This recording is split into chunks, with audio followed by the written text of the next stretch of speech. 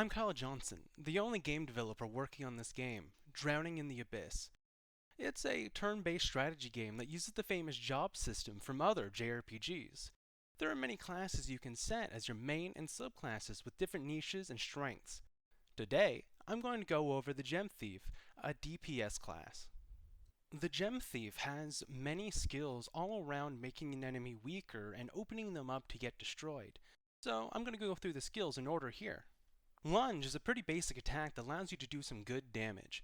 It attacks defense, and so it's good against anything that's a bit squishy. Steal.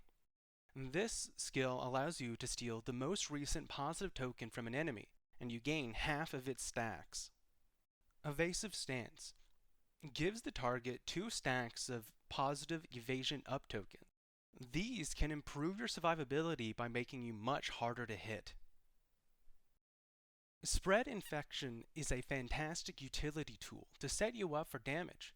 It increases all negative tokens by 1 stack, making each debuff 20% stronger. Coup de grace, deal a little bit of damage and remove all negative tokens from the enemy. When removed, it deals additional damage based on the amount of stacks it has. It's a good way to end boss fights with some explosive damage.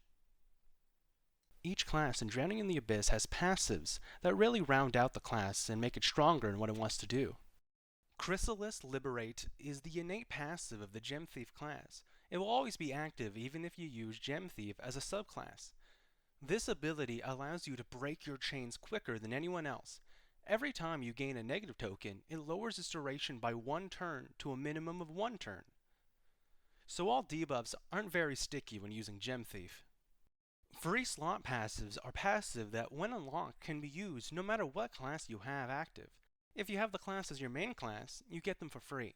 The Gem Thief class has high evasion growth, and its passive Sneak Attack takes advantage of that. You gain 20% extra flat damage every time you have higher evasion than the enemy has hit.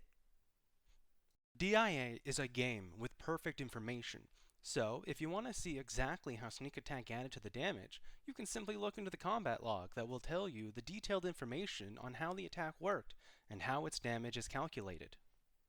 In order to talk about this next passive, I'll have to quickly go over the items in DIA. So, no items are consumable in this game. Instead, when you gain an item, you have it forever. If you need to use the item, you have to use an item charge. Each character gets 1, and you get more as you play the game. Items are immensely powerful, and they get even stronger when you use the Merchant, a class built around using them. Usually, you only regain item charges after a battle is finished, but with Gem Thief's passive, Mug, it allows you to get them in combat. When using a skill that has the Steal trait, gain an item charge. This allows you to use the items way more often, almost every other turn. Thanks for checking out the class showcase. More classes will be coming your way soon.